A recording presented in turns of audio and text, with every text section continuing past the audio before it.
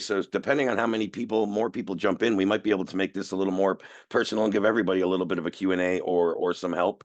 There's a few things I definitely want to cover that I wanted to lead with in terms of things I do daily, both as a sales rep and in sales and running and managing and overseeing teams that I think are very, very helpful. And again, something I'm always showing you and being very transparent is showing, what we're doing internally, some of our numbers, some of our results, some of what we're seeing happening, and some of the things we create to get our sales funnel in a whole, not just our sales team and the sales reps, but the whole process, just working more efficiently and effectively. So yeah, I'm going to actually do two different Q&A segments. I'm going to do one at the beginning here. So I'm going to start with you in a minute, one more minute, Tamara, and then I'll see if anybody else. And then I'm also going to leave time for a Q&A before the end. But really quickly, before I get to the initial Q&A, and the one thing I start with every week, and I see only one or two new names, so I'm going to keep this really, really quick, because I know for some of you guys see this on all of my sales workshops, and I always go through this primarily for, the newer people. But as many of you guys know, and again, one or two new faces or new names on here, this is the resources that I put together for anybody that's a DaaS agency looking to build out their data as a service sales process. And again, I always say that whether you're building your DaaS agency from scratch and this is your only agency or your sole thing, or you already have an existing agency and you're just kind of bolting DaaS on and also selling it. Again, number 1 and 2 goes over the exact sales process and the game plan that I would build out for my company here, Audience Lab, as well as other companies. And I'll probably talk a little about one of those today that I run at my Sales Lab brand um, when I manage and oversee and run sales teams that aren't directly my companies. They just hire me for. So regardless of which one of those I'm talking about, I always build the same process pretty much. There's little interchangeable parts, which I covered on last week's workshop, that can vary from offer to offer. Sometimes I'll, use an automated asset where I might use a human in another funnel, depending on the product, the service, etc. But number 1 and 2 go over that game plan and timeline. Number 3 is a document, guys, showing a lot of Audience Lab's current and or best creative, albeit ads, emails, short form, cold email copy, cold LinkedIn outreach, creative and copy and hooks and angles is kind of covered in this document. Number 4 and 5 on my screen are the sales scripts or frameworks I've already built out. So you'll see when you go through numbers 1 and 2 that I recommend a 2-call sales process. Call number 1, I would call your triage call. There's your script or your framework already built out for you, proven and tried and closed over millions in data deals. Call number 2, your actual sales or demo call. Again, script, framework, tried and tested, already built out for you. Number 6, as some of you guys and most of you guys have already seen, a copy of our authority pitch deck, which again, nothing here is branded to Audience Lab. So when you click on this, make your own copy, swap out the first slide with your own branding, and then just a short pitch deck showing how we find their audiences, how we loop those audiences into their marketing campaigns, how we resolve identity of bounce visitors. We give you guys, a half dozen or a dozen different case studies to leverage. Number 3 is a tutorial more on understanding, number 1, assessing if your client or prospect is a good fit and is going to be a significant ROI or kind of a home run deal if I install the pixel, and then how also to price it and package that. So that's what this tutorial covers. Number 7, and down in the description is the link to our pixel forecast calculator, which I use to do both those things. I use to first assess if this is going to be a home run or a win for the client. And then I also use it as a guide on how I'm going to price this for this particular opportunity. Number 8 is showing, I don't know, maybe 20 or so of my past sales calls recordings. Again, terminology, verbiage, approach, style, whatever you could take from me that's going to help you on calls, pull out of there. And number 9 is the new script that I just launched last month. The first kind of updated sales framework. I like to use frameworks. I still haven't changed that word. That's on me rather than script. But the updated framework that, again, within sales, based on the trends and the intricacies and nuances of the market I'm seeing, I update, frameworks every couple of years as needed. So everything I just covered and more is included in this particular document. And I'm going to go drop that in the chat for anybody that hasn't received that or hasn't seen that, or this is my first workshop that you've ever joined and you haven't got this before. Right there in the chat, that Google Doc link takes you back to that spreadsheet. I'm sorry, that Google Doc that I was just going over. Tamara, why don't we start with you, and what question do you have, or what specifically would you like me to cover? Okay, two questions. The first is just to follow up to what you just said. You Great. had a new addition to that document. And is that one through eight, right? It's the Google Doc steps 1 through 8. Which one had the newest stuff in it? The newest stuff is number 9, which there used to be 1 through 8. Now Oh, there's number 9 on there. It's okay. just the new sales framework. I actually launched that and dropped it to you guys shortly after I wrote that at the end of August. I refined Okay. it and dropped it to you guys on the 9th of September, I believe is the date it showed on there. Okay. And then I did 2 workshops, one on the 9th, and I didn't get through it all. So there's also 2 replay workshops where I just cover that new script and really hammer home what's different about it, how to utilize it. And those are both in the sales channel within the school community there, if you want to look at the workshops where I covered that. Okay. But the Yep. difference I would say between the new script and the pre-existing one, number 5 on there, the new one, I think what we tried to do and some of the trends and differences I've seen in the industry that have changed over the past years is people want their sales calls and these calls with potential services or products to be shorter, more concise, just right to the point. And that's kind of the main difference between this one and the old one. Mm-hmm. Got it. Okay, I'll But yeah, take a that's look. the newest one. Okay. Second question. I love selling intent data. It's been really fun. What I'm challenged with and I need help with is I work with insurance agents. Some of them Okay. have multi-state territories. Some of them have just certain cities within a state. How do I set up my pricing so that I don't have somebody come in and say, well, for that price, I want 3 states? I mean, I just don't know how, I mean, the easiest thing you could say right off the bat is we'll just sell 1 state per offer, per price. But yet some guys live in very metropolitan areas, high density areas. I wouldn't want to give them the whole state for that price. So any thoughts on how to structure an offer for that and Yeah. limit getting Things on taken that. advantage of? Number one, I think you could charge a little more for like exclusivity if that's something you're talking about. Like, hey, Mhm. only you can get this list and nobody else can buy the same data. So you can actually build a list. I personally, and again, I know it does change a little in the insurance space, and maybe by state or by the amount of leads is really the driving factor. But I wouldn't usually change my pricing, but by the amount of state, I would probably charge X amount per list and then upcharge for exclusivity where nobody else can get those same leads.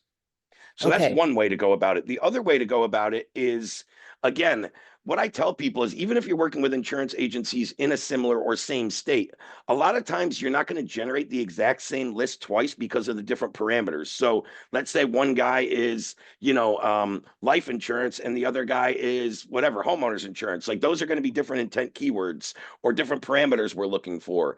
So Hmm. what I always tell my client, and let's say it's an insurance agent, let's use your example. Hey, Bob, you're an insurance agent in the Seattle, Washington area, and you're looking for all the leads you can find both locally and statewide. Is that correct? Yeah. Tell me some of the prerequisites and the parameters you're looking for and what type of insurance you sell. So, again, I think when you ask that question to an insurance agent, you're always going to get a little bit different of an answer. I'm looking for people in these zip codes primarily that make over 6 figures, or I'm looking for, people just exclusively that are homeowners, right? Or whatever. So kind of what you're doing, Tamara, for each of these clients is building their own list that are going to be exclusive to them. Might there be some crossover with other insurance agencies? Yeah, there might be some crossover of the leads on both lists, but each one is, individual and custom to that particular insurance agent. Is that making Okay. sense?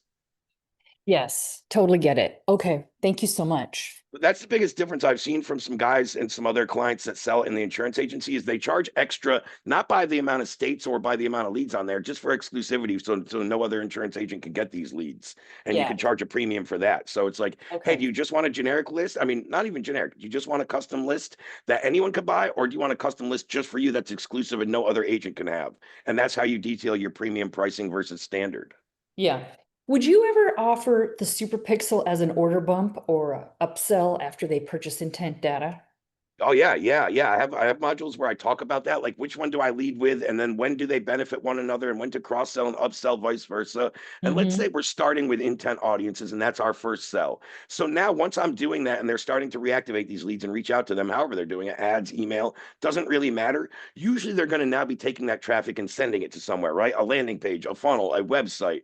So once Uh-huh. you know that they're getting leads and they're starting to drive them to a particular website or landing page, that's at the point where I'm like, okay, Tamara, Tamara, now as an agent, you're starting to drive pretty serious traffic, a couple thousand people a month to this page. Now let's recapture the people that visit and don't give you their information so we can retarget them. So that's Yeah. usually how I would do that upsell. I'd wait till I know they're starting to get some traffic to a Okay. particular place and say, hey, now that we have traffic, and I would use that exact thing that I was just talking about. In number 7 in that document here in the chat, the the pixel pricing YouTube tutorial. Right within the description of that, if you haven't already seen it, Tamara, you may have, is the pixel forecast calculator. So I could go in there for my existing client and say, okay, John, now we know you're getting 2,000 hits to your website. We know your average order value when somebody buys a policy is $14,000 or whatever the number is, right? I don't know it. And we know your average conversion rate is this. So now by plugging all these numbers, it's going to show us on that calculator, Tamara, a rough guesstimate of how much money he's leaving on the table by not using the identity resolution tool. So if that Okay. number is significant, I'd say, hey, you should put this tool on and I only charge you a fraction of what you're actually leaving on the table each month or each year. Okay. And any thoughts on how to price that upsell? I mean, it certainly varies. And in that tutorial that I'm talking about, number 7, I go over pricing, and there's actually a kind of a pricing guide at the bottom of that pixel tutorial that's more for you to play Okay. with so you can assess the pricing. But this is just without making it custom to each particular one based on their numbers, just my general rule. I generally don't sell a pixel just on, let's say, normal retainer, not any type of performance or compensation bump or anything. But if I'm just going to place it on your website, I usually won't do it for less than $1,500 a month. So that's my bare price if I'm going to charge and sell a super pixel per month. And in Yeah. most businesses, I mean, what is one insurance policy worth to one of your clients? Yeah. It depends. And Just give I me an average. I'll I'd just say answer the 10 question just grand. 10 hypothetically. grand. Okay, so that's exactly my point. For $1,500 a month, if I can just land you one extra policy, that 6X's your investment. Yeah. So Okay. it's almost a no-brainer, especially when the average order value. That's why I said that always varies. Normally, when the average order value is higher, and let's say again, worst case scenario, I only send you one policy using the super pixel. That 6X is your investment. What if I'm sending you 2 or 3 or 4? Right. So there's sometimes we can even charge higher, but again, bare minimum is 1,500 if I'm just slapping on with no kicker, no performance, no compensation bonus. I can also charge a lower base and say all the people that we resend you off the pixel, I get a percentage of that back end revenue. And you can make it so you got skin in the game. So a smaller upfront cost, Yeah. but more on the back end for you when you actually do drive them a deal. Sure.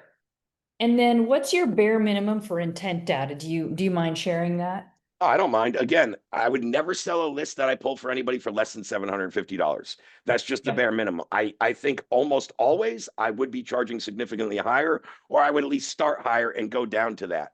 And kind of Yeah. where I got that number is depending on, and I took it more from your guys' perspective. Again, for me, I would probably even go higher than that. But from a DaaS agency perspective, even if you're on one of our lower tier packages where say you get 4 audiences per month, most of the people that have those packages, I want to say I don't have my pricing right in front of us, but they're paying us somewhere between $1,000 and $1,500 a month. So what I Hmm. say to them, if you have 4 lists and at bare minimum, just generic bare minimum pricing, 750 times 4, that's 3K. You're paying us about $1,000 a month. So just for your lists, you're already 3Xing your monthly investment. Then you could still sell a couple pixels or enrichments and even add more onto that.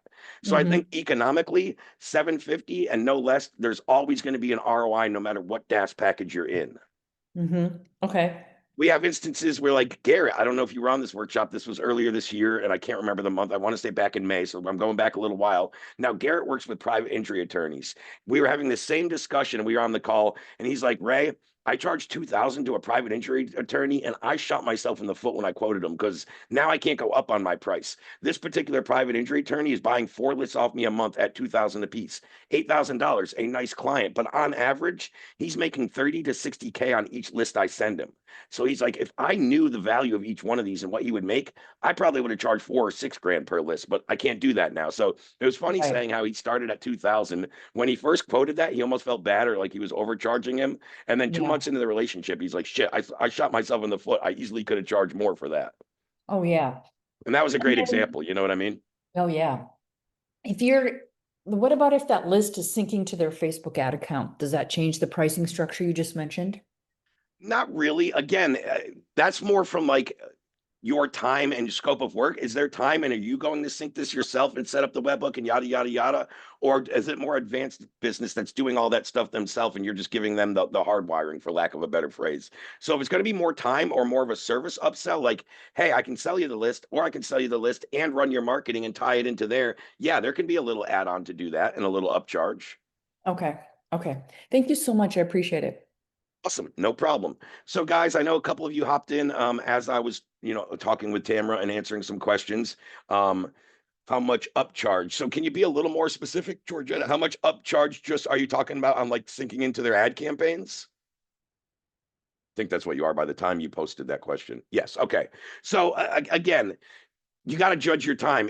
Are you doing this yourself, or is it really just the webhook and the automation and the tool? If so, a very small upcharge, 750 for the list, and about 250, I will do the sync into your whatever, meta ads, Google ads, email marketing, whatever. So I will sync it and webhook it so you don't have to download lists, you don't have to copy and paste stuff. So a small little like $250 fee. Now, if there's more time inclusive, and I'm not only looping into their ad campaigns, but let's say I'm more one of, and I know at least one person on this call, if not more, is more of a full stack agency. I don't just provide the data, but I also run the marketing. Well, again, I would take that minimum of 750 per list and tack it on to whatever your normal monthly marketing charges are. If you're already a Facebook ad agency that charges 1,500 a month, this is how I tell those people to kind of um, proceed with adding in, Audience Lab on top of that. So, hey, Bob, I can run your Facebook ads, and my normal standard fee is $1,500 a month. Or for $2,500 a month, you can get our premium ad services, which is backed by in-market, intent-driven, first-party data to almost automatically perform at a lower cost per lead and acquisition. Would you like the standard services or the premium? So you can, upcharge just based on your existing service. Always charge your base price that you're already charging, and then have a premium service where you have a tier, backed by the data as well. So that's a good way if you have like an existing, again, ad or email agency. It's like, hey, my standard service is in charge. Don't change prices. Do the same thing you were doing before you rolled in Audience Lab, and then have a premium tier that's backed by in-market first-party, intent-driven data that can be at a premium price point. So it's a good way to just take on, the data as a service and bolt it onto your existing offering without having to really mess with your pricing too much.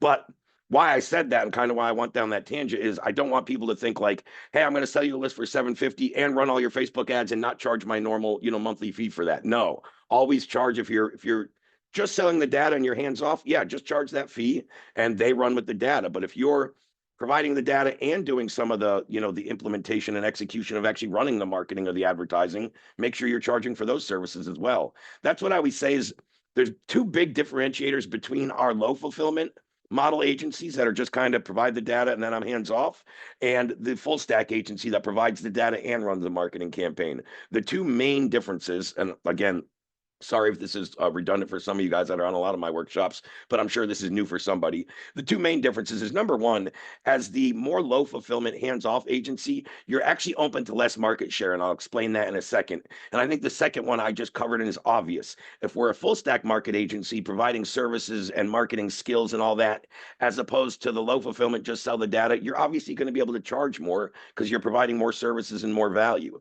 Why I mean you're open to less market share is, as you'll see, we've had a lot of people that have tried low fulfillment model agencies. We've had some that have been successful, some that have struggled and caved and ended up like kind of doing the full stack marketing services because their client wasn't going to succeed if we just sold them the data and we were hands off. And again, that's why I say you're open to less market share. If I want to be a low fulfillment hands off model agency, when I'm attacking my ideal market, and I'm just going to use you as an example, Tamara, I'm not saying this is you, but let's say I'm going after the insurance agency and insurance agents or whatever sector I'm picking within insurance. I want to set some prerequisites to make sure I'm really only working with more established, sophisticated insurance companies or agents that are going to know what to do with the data, when I provide it to them, rather than just like an individual sole agent that just got his certification and passed his test last week and is out cold calling, knocking doors. Like if I sell that guy data, he's not going to know how to go remarket that. He's not going to make money with it. So my point is, no matter what niche or industry, set some prerequisites so you're only speaking with more established and or sophisticated companies or clients or individuals that would actually know what to do with the data. Those are the people that are going to get results and come back and buy more. If you sell data to a little, and let me take another analogy, like let's say we're going home services and roofing. If I go sell data to Bob's Roofing that's down the street from me, that's a three-man shop that's never done any digital marketing, he's not going to know what to do with that data. He's not going to make money with it. It might sound good and he might even buy it off me once, but he's not going to get results and he's never going to come back. So if I'm working with a roofing company, I want one that's got multiple locations, that's got multiple crews, that already runs advertising or marketing in some way, shape, or form. I don't even care if it's local, billboard, TV, radio, digital, it doesn't matter. As long as they have a marketing budget and understand the ROI, then I can kind of show them how this is the new wave, and they're kind of still in the the 90s, early 2000s marketing. Let's say they're doing, again, local radio or TV or billboard stuff. Like, I can show them how to take that same strategy and their existing marketing department and apply that to the digital world. But again, if I'm speaking with a roofing company with no marketing team, never done marketing, no media buyer, no nothing, they're not going to know what to do with the data. So my main point here is, if I want to be more low fulfillment, I want to work with more established companies that can take the data and run with it and get results. And I've said this on a couple of my one-on-one THO calls, probably with some of you guys on here. What I do when I'm that more low fulfillment model agency is I provide the data.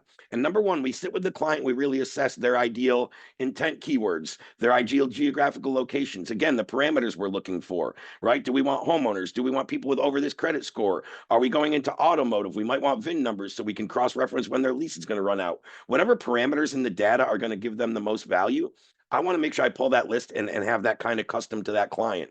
And then when I give them the list, I'm like, here, Tamara, here's your data for, your roofing business or whatever, right?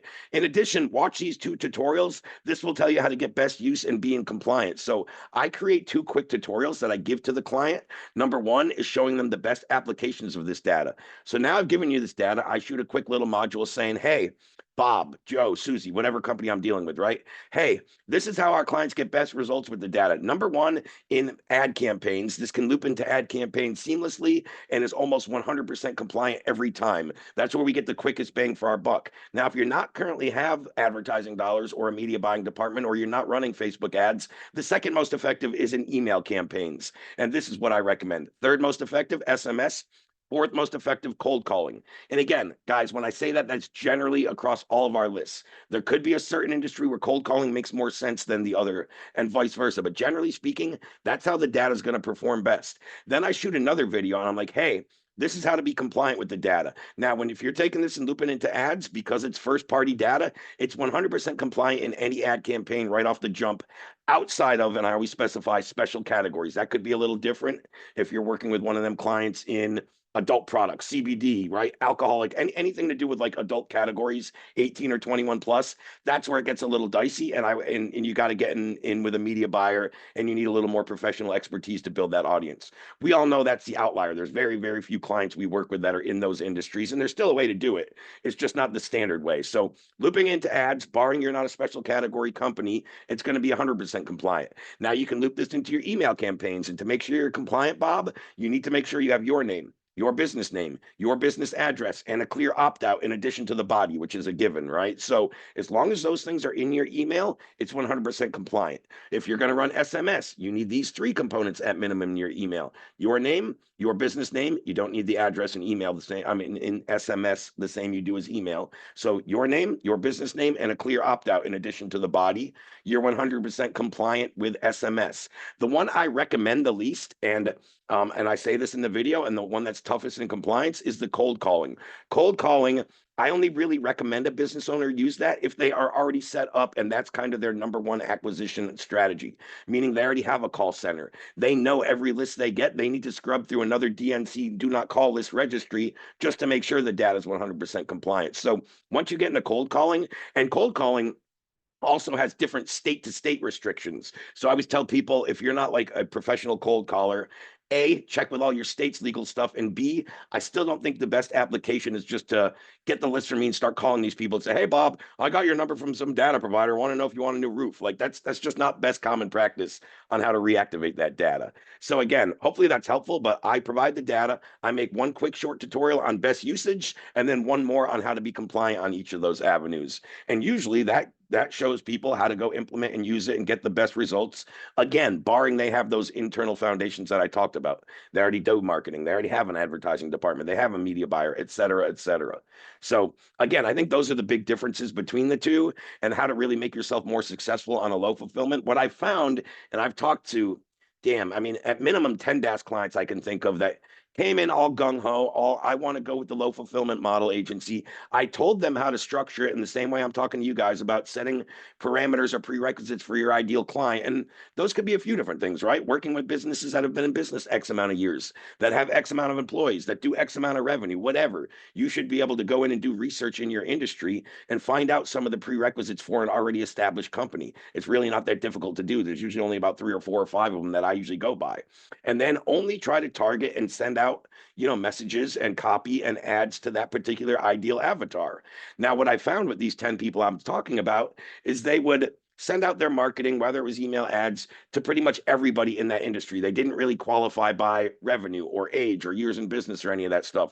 Then they would get on a call, and they would get on a call with a more mom and pop type of agency, right? They're not a franchise. They don't have a marketing department or a media buyer. They're not really familiar with the digital world. And then you try to go sell them data, and they're like, well, if you sell it to me, I don't know how to apply it. And then the business owner, the DaaS agency, will just kind of cave and say, oh, okay, I'll run your ads too, and yada, yada, yada. So that's why I say that. Like, you don't have to just cave and offer more services, especially, I mean, I don't recommend doing that unless number one, you have that skill set, that bandwidth, or number two, you can outsource that to an expert and there's still a little left for you. Meaning I could sell and provide the data. I could partner with an ad agency that knows how to go run them. And let's say that agency charges, $1,250 a month. Then I charge my client $1,500 a month. So I'm making all the profit off the data and an extra 250 just off the relationship to subcontract out the ads. So that's one way you can go. But the reason people are caving and offering more services is they get on with a low sophistication level, a less established client. The client says, I can't just take the data and run with it. I don't know what I'm doing. And they're like, okay, well, we'll do all that for you too, right? So you just got to be very careful how you navigate that. And it really comes down to your targeting, your messaging, and staying firm on your disqualifying process. Everything I do in my best businesses and offers, we disqualify our non-ideal clients. They usually don't even make it all the way to a sales call. They don't get through our funnel if they're not in business a certain amount of time, or they're not doing a certain amount of revenue, or they don't have a certain budget to invest in their business. There's all kinds of little things we do to disqualify. And the more steadfast we stay on that and we don't make exceptions or say, okay, this guy's a little less sophisticated, but I think he can make it work. I'm going to sell to him anyway. The more we get away from doing that, the stronger our company gets and the more we only sell to our ideal clients. So again, it's not always easy, but it's kind of liberating when you can turn away a client that's not the best fit. I know when we're just starting out, a lot of us need and we kind of chase revenue. Just be careful about that. Chase the right revenue. Revenue you actually feel like, number one, you're going to deliver results. And number two, this person's going to get value and want to come back and do more business with you. If you're not really convinced on that, I don't feel comfortable personally even offering my services or collecting somebody's credit card information. You know what I mean? And I think, there's times probably in my business, I probably did it years ago. I probably caved and took some contracts I shouldn't have, or worked with some people. I'm sure of it. I can't remember any off the top of my head, but I know it's happened. But I've always hated it. As my business has grown and as I've really stayed strong to that, it's I don't know, it's kind of liberating. And I like to be able to turn away my non-ideal clients and just say, hey man, you're just not quite at the level where this is a fit. I would go do this and this first. That's a better investment in your business. And when you get up to this revenue threshold, come back and talk to me. We'll be a good fit then, and just treat them right. They remember that stuff. So Eddie, you have a question? Go ahead, please. Yeah, first of all, you're speaking my language on that because of my background in radio sales. Yeah, I remember us talking about that. Yeah. Uh, Thinking along the lines with the attorney clients, um, obviously here in Texas that we can really only do emails, right? Unless Emails and they're ads. SMS. Yeah, SMS. They just put a new law in Texas where, because again, cold read it, be calls. careful. You might be able to do it, but just make sure you read the state law first. Yeah, I'll read that up. But I mean, the only thing that I would be doing is just the ads or what is it, Email. cold, right? Uh, Okay. One category that I want to hit is attorneys. Yep. And when these lists, okay, what is considered, okay, you were talking about the guy that sold the list and he sold it for like $2,000 or so, felt like he undersold it. Yeah. How many people were on that list? See, I didn't ask him. I didn't ask him on that call, and I can't guess because he was in his own account Sure. pulling that list. It's not like I saw it. I didn't ask on that call. We were talking more about, so I know specifically he was working with private injury attorneys, and Yeah, the average case value for a client for that firm was between 30 and 60K. yeah, So that was the data, and that I know. From what I remember, again, Garrett, and I know this was a relatively small firm. It wasn't like a nationwide or even like a regional wide. It was a small firm, I'm guessing targeting either a select state or a select county in terms of geographical location. What the To your question about quantity, what the injury attorneys and the higher ticket companies, specifically injury attorneys being a great example, but this is pretty much applicable to any of the high ticket spaces that we're in. They're more worried about the quality. They just want some quality buyers, some quality potential cases. If you can sell an attorney, sometimes again, I would go back and I can ask Garrett next time I talk to him and try to get you that information. But I'm going to guess some of those lists had as little as 1 or 200 names. And again, if they can just get one case out of that, it's a fucking 30x investment on 2K per list. So I don't think the quantity really matters. It's more about getting the quality and the right people that can actually become a client. yeah. And I didn't want to overdo it and again, undersell. Because I have a guy that I used to do business when I was in far South Texas selling radio. He deals with the Houston market as well. And it's not PI, it's more about, well, he does that too, but it's more about insurance. Uh, Gotcha. so that's one guy that I wanted to target. And so I'm trying to figure out that number as well, as far as the amount of those that could Yeah, be. yeah, and I totally get it, Eddie. But I really think a lot of you guys, especially early on in the program, you focus on the number, the amount of people on the list. I think you put too much emphasis on that. It's more about, hey, if I could give you 100 names of potential ideal clients, would that help out their firm? Then, if you deliver 1,000 or 2,000, you're just over delivering on your promise, and you look like a god. But again, I'm really selling the quality of the data. Like I say, that's much more applicable, or I think it just stands out more in high ticket because I'm always a quality over quantity guy. And I think that's the beauty of data. What these people want is quality. It's like if I'm Sure. talking to a lawyer, hey, Eddie, what if I could give you 100 ideal bottom of funnel ready to go and sign up leads today? Or I could give you 10,000 potential ones and you need to sift through them all to find the 100 good ones. So again, I think there's more value in that 100 quality ones than the list of 10,000 people where there's a lot of non buyers and a lot of people you got to weed out. That makes sense. That makes sense. So I'm always selling the quality more so. And again, I emphasize and highlight it more in the higher ticket spaces because it's almost like a no-brainer. One case or one client is a simple ROI. And you mentioned like with the Pixel and people going to the website. I mean, if I talk to a client and said, how much traffic are you getting? You know, what's more, where should I stay away from, numerically speaking? That's a good question. And again, I can go kind of general and give you some barometers. It's always going to fluctuate a little based on the numbers. And maybe if I get a minute and there's no other questions, I'll actually run through an example. But this is how I look at it. Generally, if I want to slap a pixel on a website, I'm looking for about 10,000 visitors per month. Listen to the whole thing, please, guys. Barring the average order value is about $250 and up. Now, higher order value, I need less traffic. So if I'm talking about a roofer where the average order value is an $11,000 roof residentially, I would probably get away with as low as 1,500 hits per month.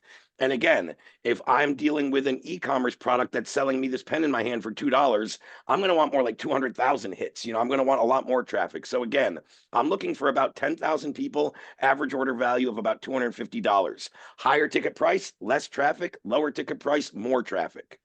Makes sense. That makes It's a sense. good barometer to look for. I should have known that.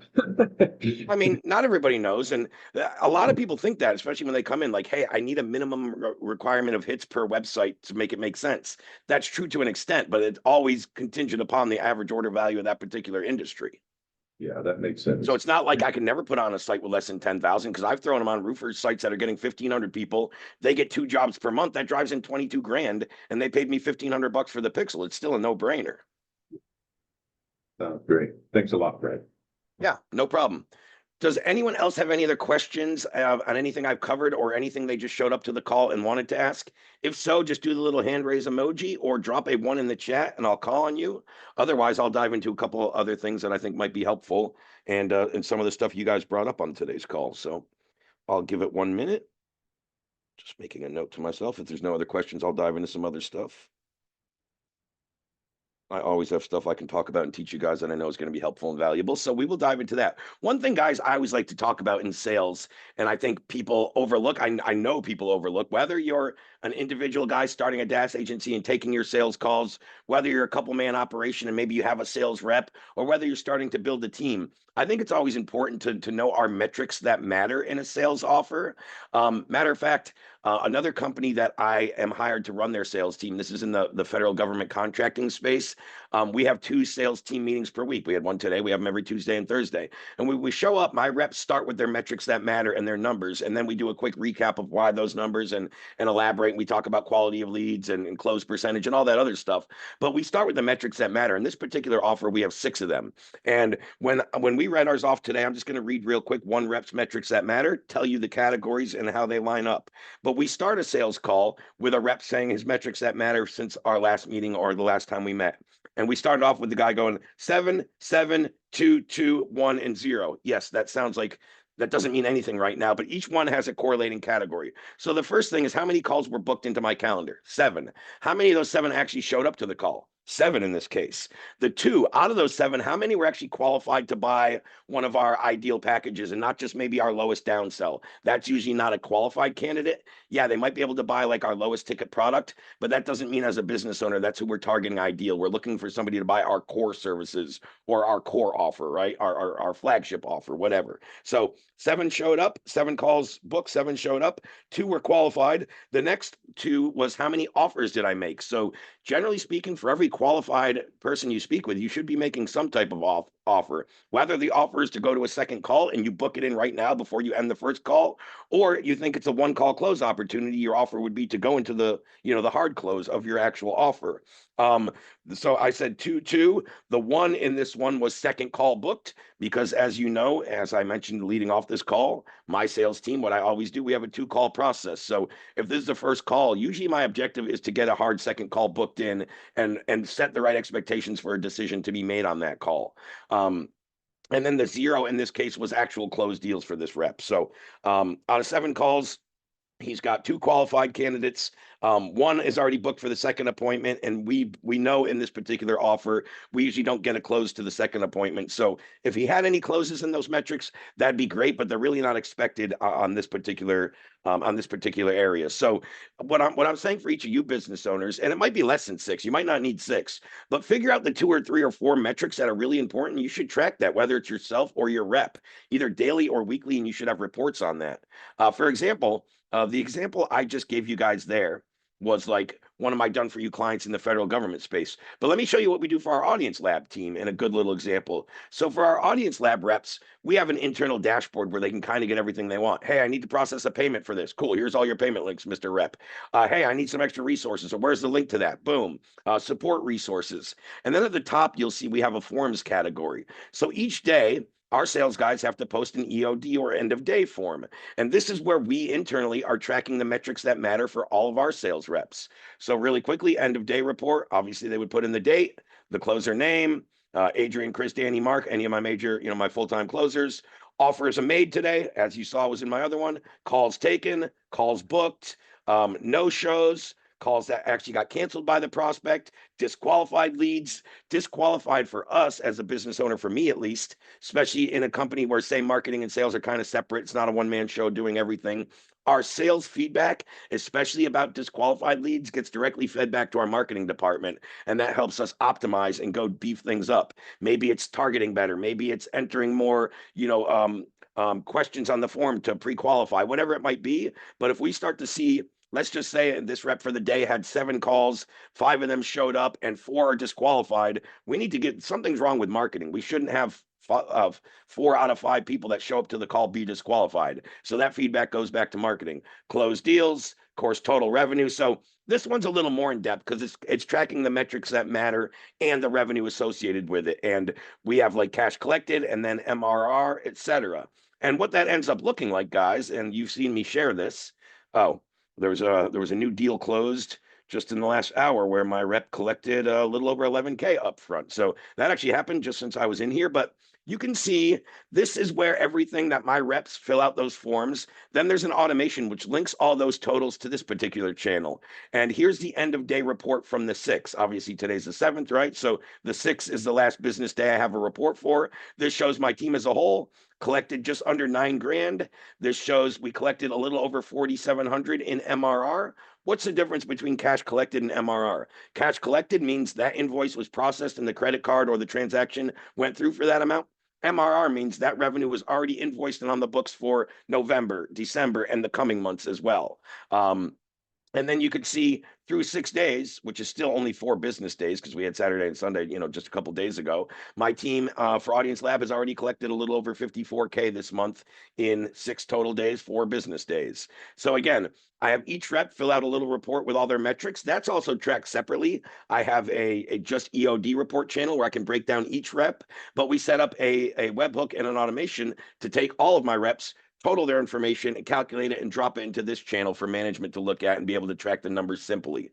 So I know that stuff, some of those, solutions and softwares and stuff is a little extensive for you guys, but I'm just showing I start off with just tracking 4 or 5 metrics, and then I build out more and more stuff as needed once my companies and my team and tracking and metrics really need to be tracked and shared with other departments. Would I need all this stuff when I was a 1 to 5 man company? Heck no. I would just need a simple freaking, probably only until a year ago. We were already in the $1 million revenue annual company. But up until then, we were still tracking all this stuff in a simple Google spreadsheet at the end of every day. So again, it doesn't have to be this complex. We just automate more, and as more softwares and more AI and more webhook, and we are a tech company, it'd be kind of foolish to be a data and tech company but not use any technology or automations in our back end process and how we track. So obviously we're always changing with the growth of our company, as well as technology changes, and we find tools that simplify. But it's what I'm seeing in terms of the end numbers as, say, a business owner or a sales team manager. It's still the same thing I was seeing when I was doing this on a simple Google spreadsheet. You know what I mean? It's just simpler now, and it's simpler for the guys to fill out. They have one report where they click on it, all the columns are already filled, rather than a spreadsheet, as you guys know. Hey, am I entering it in the right column? If you pull the button too wrong while you're holding down your mouse, it drags and screws up your spreadsheet. There's just all kinds of manual and personal error that can happen. So the more we can just have them punch in 6, 5, 4, 3, hit enter, and it automates and calculates it all in one space, that makes more sense to us as a business owner. Easier on the rep and easier to just keep track of everything. But yeah, one other thing I'm going to cover, since I do have a little more time, and something that got brought up a couple times on this call. And again, for anybody that showed up late and might have missed it in the beginning. Oh, sorry. You guys can hold on 1 minute. Can you guys see my screen right now?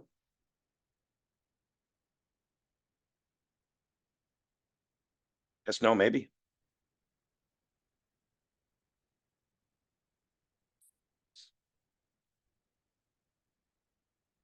Okay, perfect. Thank you. I didn't have the chat open. Okay, perfect. So let me go back to that. So really quickly, what I want to recap. So for anybody that came in late, this is the seller resources for building out your data as a service sales process. I went over at the top of the call. I'm not going to go over the whole thing again. It's pretty self-explanatory. But for anybody that came in late, let me go drop this in the chat so everybody has this in case you've never seen this or haven't received this. So right now, the message in the Zoom chat, that is the link to a Google Doc. That's the link that I am showing you and sharing on my screen here. And what I'm going to pull up off there is something that we talked about a little today. So we talked about the pixel pricing and different ways to price it, or how many hits do I need to the website, et cetera, et cetera. So, oh, hold on. Let me turn on the. So I have number 7 on that link I just posted down there in the chat, guys, is the link to my tutorial going over this. Now you'll see down in the description of this video is the link to the forecast calculator tool. So this is what I was talking about. And actually this example that's on my screen now, this is one a DaaS client sent to me, and these numbers are all legit. So what we need to get, so first the assessment phase of this, how do we understand if the client's going to be a good fit and they're going to be a home run? So these top 4 lines, which is number 5 through 8, 5, 6, 7, and 8 on this particular spreadsheet, these are the ones we need the data from the client. So how many hits are you getting to your website? what do you pay to acquire a new client? And that's the one we sometimes have to ballpark. I understand not every business owner knows that, but you should at least have a rough ballpark of the acquisition cost. Now, the sales conversion rate is actually website conversion rate, meaning if I get 93,000 people to my website, how many people actually opt in to either book a call, buy a product, and I actually capture that information? So in this case, that was 3.6%. And then lastly, the average order value. Now, this particular client, and I remember this example, and I'm not going to do it because I don't name names, but I know the exact client's first and last name. I work with him quite often. And I know this is for an e-commerce brand, which is why you're probably seeing 93,000 hits. E-commerce, generally speaking, you're going to get a lot more hits than service-based industries or high-ticket coaches or anything like that. So again, judging how many hits I need is very, very different, because if I'm to talk with a service-based business like a roofer or a high-ticket coach, I guarantee you this average order value is going to be way the hell more than $64, right? So I need a lot less traffic. So this is a good example of what I was saying to you earlier, Eddie.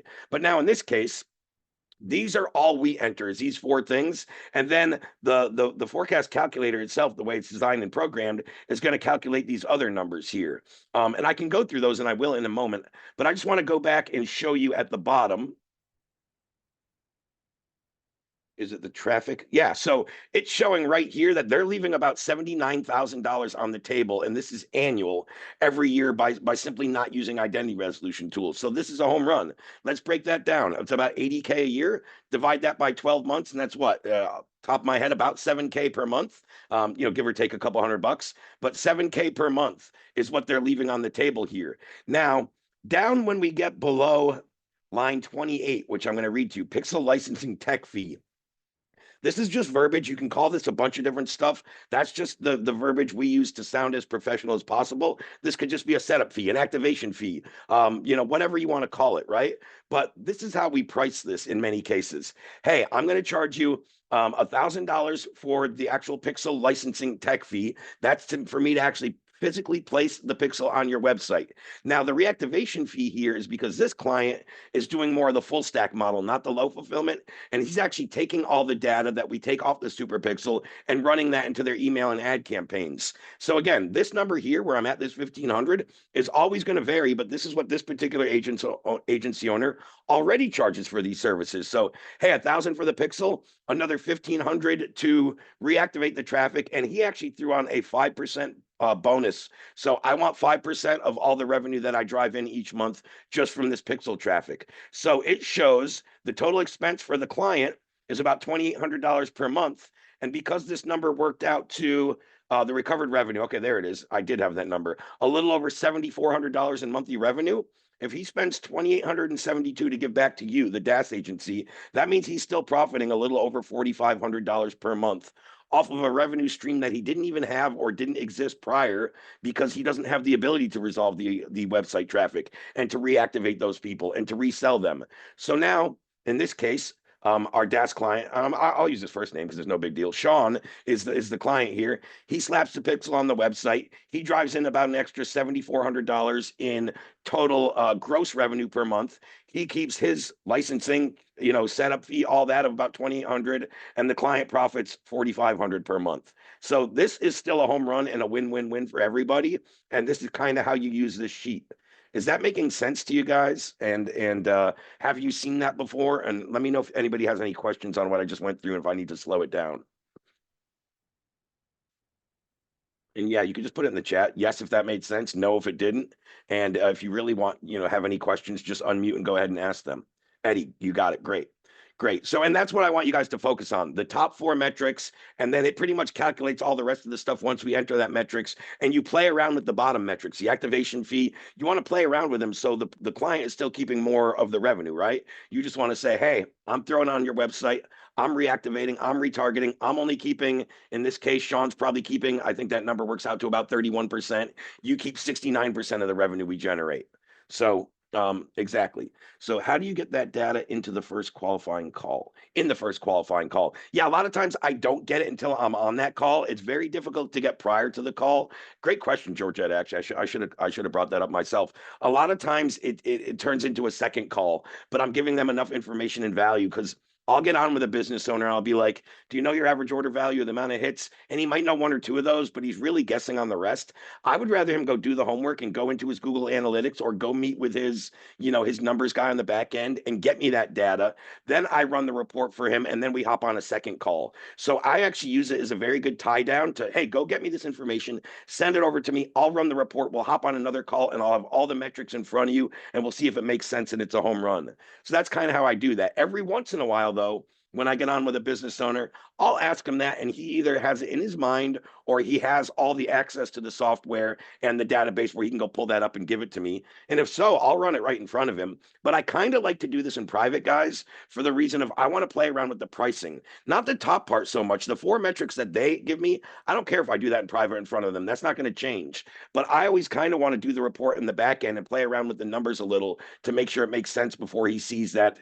When you first type in the numbers, it might say, hey, I'm charging you $4,000 and you only keep 1,000 every month. Like, I wouldn't want him to see that. You know what I mean? It doesn't make sense. You can play around with it to make it make sense. So there is enough, juice within the squeeze, for lack of a better phrase, or meat on the bone, right? Whatever analogy you want. So he's still getting a significant ROI and you're not keeping a larger portion of the revenue and or profits. So again, yeah, great question though, because a lot of times I give them the data I need. They go do a little research or get with their analytical guy and they'll come back, they'll send it to me, I'll run the report, and then I'll be like, hey, let's hop back on, Thursday at 4 p.m., a quick little 20-minute call. Let me break down the metrics, the report, and show you how much money you're leaving on the table. And then let's discuss if it makes sense to move forward and utilize this technology in your business. And when you show them that final ROI, it's very rare. They're like, no, Ray, don't give me an extra, in this case, $4,500 every month that I'm currently leaving on the table. Don't do that for me. Like, it's hard for them to say that. You know what I mean? So do we usually aim for keeping 25 to 30%? I think it always varies. I think we do what's fair. I've actually had offers where I've made 2 or 3K a month on the Pixel and the client kept 10 or 15 or 20 grand. I mean, their profits were way, way higher. I think it always varies. Generally, and especially so Sean's case here is a good example. This is a business that's driving 93,000 people to their website. They're already spending money on marketing and advertising. They know like analytics and ROI. This is a good case where I probably wouldn't want to be compensated less than $2,500 to work with this company. And in this case, based off Sean's, I think it worked out to about what, $2,800 he was receiving. So generally, bare minimum, I want to at least be being compensated about $2,500 for this Pixel when I'm working with an established company. But I don't really care if I'm making $2,500 and they're making 6K or they're making 16K on the back end. I almost want to give them higher profits. So I'm not necessarily shooting for a percentage. I'm normally shooting for a minimum that I'm going to get paid for my work. And when it totally makes sense and it's just an absurd amount of money, yeah, I'm going to charge more, or I'm just going to put in a little performance metric like, yes, you're only paying me the base $2,500, but once I generate you more than X amount, or I want a certain percentage of all the revenue, right? So that's why I try to make it so like I got some skin in the game. Hey, I'm going to charge you my bare minimum $1,000 licensing fee and $1,500 reactivation fee. On top of that, I only want a percentage of the profit, right? When you start making money. And so that way I got some skin in the game. They might change advertising, but they won't change it. Yeah, exactly. Exactly. You're 100% right. And the way I generate these conversations, let's say I want to lead with the Pixel guys, and maybe it's even to a cold market, right? So I might send out an initial cold email. Hey, Eddie, what if I could show you some new technology that's going to open up a revenue stream in your business right now that you didn't even know existed? Basically driving in free revenue, and you just pay me a small percentage of that. Are you open to that conversation? So I could start off that conversation in a cold email or a LinkedIn message to damn near any business owner, and they're going to say a new revenue stream that I didn't even know about. You can generate this from scratch right now, and I only have to pay you a percentage of when you start generating revenue. Awesome, right? And I'm going to look at it. So there's sometimes in the performance case, have you access to their back end? Yeah, that's a great question. So I think I've covered this on other workshops, and I wouldn't really say this is much different when I'm doing this off of like their audience and running ad campaigns or off pixel resolutions. But what I do is now I have access to go high level in the master account so I can make as many sub accounts as I want. So if you have that ability, great. And I'll talk about that. If not, I'll talk about the other way. Excuse me. But number one, I'm going to create an own dashboard within GHL. Again, if I have unlimited sub accounts, where I'm going to say, hey, every month when we resolve your identities for Bob's Roofing Company, it's going to shoot right into this super pixel pipeline category. So yes, I'm going to see every person that we generated, and then every person that booked a call, and then every sale that was generated based off of just this pipeline that I'm driving in from the pixel. The other thing we can do, if we don't have access to, multiple sub accounts in the grand GHL account, is most companies, especially the established ones, already have a CRM. So I get them to give me admin access so I can log in and look at admin tasks. And I go into their CRM with them on the initial call. And I'm saying, hey, let's generate a new pipeline saying, raise pixel leads, and everything that I send them through the pixel is just going to show up in this pipeline, separate from all the clients that they're generating with their ad campaigns and their marketing campaigns. So I can either set up my own private dashboard or just one little subsection within their CRM that is a new pipeline just of the leads I'm sending them. They give me admin access and I watch it and I track it within their CRM. So yeah, that's kind of how I do that. And guys, I have done many deals, and some of my biggest pixel deals were straight performance where I didn't take anything up front because I ran the numbers and I knew it was going to be home run. I knew we were going to generate a minimum of 6 figures a year. And I've had some of the pixels that have generated 6 figures a month. As a matter of fact, one guy a couple months ago sent me a thing. First month I installed the Pixel and he was only 3 weeks in, 86,000 in extra revenue generated from the Pixel. So again, that stuff can happen. When I have those big ones, I usually don't charge anything up front and I make it all performance heavy. Hey, just give me 15% of the revenue. If I know I'm going to generate 100,000, I'd rather take 15% of 100,000 than a $2,500 base upfront fee. You know what I'm saying? So there are times where I go straight performance, but I only like to do that on the big ones where I know it's a home run. Where there's one where like I know there's an ROI and it's a slight margin, I want a little bit of hard cost and maybe throw in a performance kicker, kind of like Sean did in my example I just ran through with you. But there are certainly times, and you know how easy of a sell it is when you're like, hey, let me throw this on your site for free. Let me just start gathering the leads. And then once we have them, let me show them to you and talk about reactivating and talk about a compensation structure there. But let me just throw my pixel on your site and show you what it does. That's usually how I lead, especially with those bigger accounts when there's heavy traffic, and a high average order value, and I just know that's going to be kind of a home run. Um, so how do you ensure you're getting honest data on the sales so your commission performance-based fee is actually paid out? So within every CRM, when I build a separate pipeline, and again, let's just say I build one that says raise pixel pipeline, and let's say we throw it on a website that gets 10,000 hits. Let's say we resolve 3,500 people. So now those 3,500 people are going to automatically populate in that.